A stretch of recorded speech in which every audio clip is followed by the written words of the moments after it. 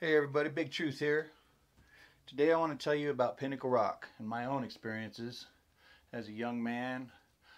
I believe it was the same year I graduated high school, 1986, towards the end of the summer, around August. And I'm hanging out downtown with my friend Michael. And my friend Les pulls up in his Jeep with two girls. And he says, "We're going up to Pinnacle Rock. We're going to stay the night. You guys want to go?" We're like, "Yeah, let's go. It's awesome up there. Let's do it." So we jump in the Jeep and we head on up to Pinnacle Rock. All right, we get up to the top of the mountain up at Pinnacle Rock, and everybody starts heading straight up to the rock. And I say, "Let's walk down here to the end of the road and check it out. There's a cool view down there." It's about 150 yards maybe, not too far, down the road to the end. And it comes to a dead end and it's like a cliff out there. So I go out there, and about the time I get there to the end of the road, I start getting this feeling of being watched, like really crazy, strong feeling. I thought maybe it was Les and those guys messing with me. So I'm just looking out, checking out the view, and I just spin around real quick to see if I could catch them guys. And I saw something, dark hair, dive behind a bush, and I just saw it real quick. Real, just ducking behind a bush. Not more than about 20 yards behind me, back towards the rock. And I thought it was a bear. So I was kind of freaking out. And I made my way back to the rock double time. I mean, I was stepping fast, practically running. And I had that feeling the whole time of being watched. I mean, it was really strong. It made the hair stand up on the back of my neck. So I get up the rock, and I'm practically running by the time I get there because of this overwhelming feeling. I get there and I tell him, "Hey, I think I saw a bear." And Les says, "Was it the monkey man?" And we all just laugh, and he's all, "No, really. They're for real. I've seen them, and they whoop at you, and they throw rocks at you." So we're all sitting there listening to his stories about the monkey man. It was only about 5-10 minutes after I got to the top of the rock, and we're all just talking and checking out the view. And all of a sudden, Les jumps up, runs to the back of the rock. He's all, "Did you guys see it?" We're all, "No, none of us saw anything." And he says, "I saw it. I saw it. Probably the one that was checking you out at the end of the road, Dan. I saw it looking at us over the back of the rock." And he said when he ran over there, he could see it going around the corner of the back of the cliff back there. He just barely caught a glimpse of it going right around the back side of the rock. And we didn't really know what to believe, but it was kind of freaking us out. But we didn't think too much of it. We figured, well, that's neat. If that's true, that's pretty cool. So anyway, then all of a sudden we hear this crashing sound, like something rolling down the back of the hill. We're all like, "Whoa, did a big rock just fall off of this Pinnacle Rock or something and go down the back side of the hill?" And so we started throwing rocks. And sure enough, whenever we threw a rock, it would either hit a tree, bang, or it would go all the way down to the bottom of the hill. And we sat there and threw about 5 or 6 rocks. We realized a pattern here. Whatever we heard going down didn't go all the way down the hill, and it didn't hit a tree. So something scurried down the shale on the backside of that mountain, and I don't believe it was a rock. It was probably the one that came up and was checking us out. So then we're kind of just, wondering what the heck's going on, not really understanding what was going on. And we go down and start building a fire. The sun's starting to go down. So we all collect up some wood, and we're starting a fire. And Les and I are standing right by the fire getting ready to light it up. We got all these logs and sticks all piled up in there. And all of a sudden this big rock comes thud and rolls right at our feet. And it landed about 10-15 feet from us and rolled. And this is a big rock. This is about a 30 or 40 pound rock, about 1.5 feet long and 1 foot wide, kind of egg shaped, big piece of granite. Just comes flying out of nowhere. And I was like, "Wow, did that fall off of the rock or something?" And Les is like, "There's no way that fell off the rock. The rock's way over there. So we were just kind of freaking out, going, what the heck? So we're standing around the fire. We got it going good now. And all of a sudden, Les goes, God dang, quit throwing rocks. And we're like, what? And we're all laughing. He says, I just got hit by a rock. And we're like, nah.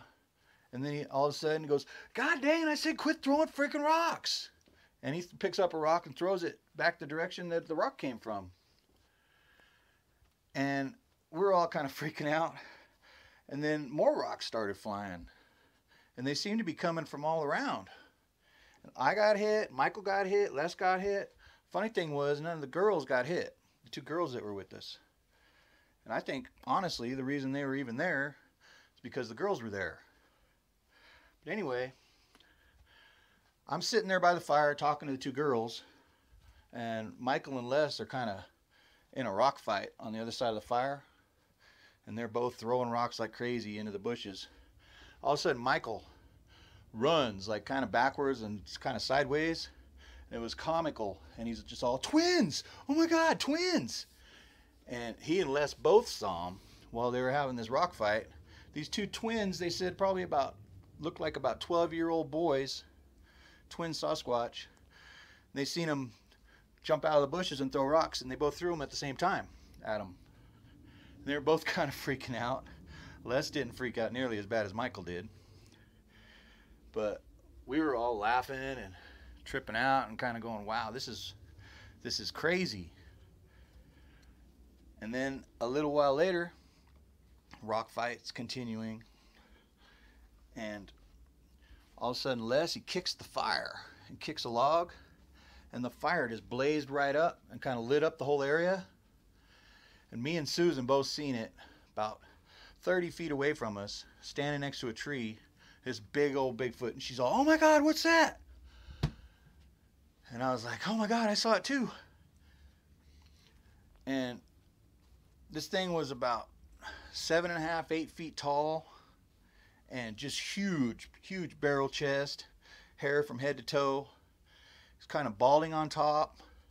He looked a lot like a person in the face, like a Native American almost. And he had a sparse beard, and he had a wide nose and a wide mouth, and I could see his teeth. His mouth was open. And it looked like he had teeth like ours, but they didn't look like they were in the best shape. And as soon as it saw that we saw it, he ducked behind the tree. So now the only one out of all of us that didn't see anything was the second girl. Me and Susan both saw the big one. The two guys saw the twins, and Les saw the one on top of the rock. And I may have seen one at the end of the road. So we're kind of all freaking out. And we got the fire going again real good and went over there to poke around and see. And of course there was nothing there where the big one was.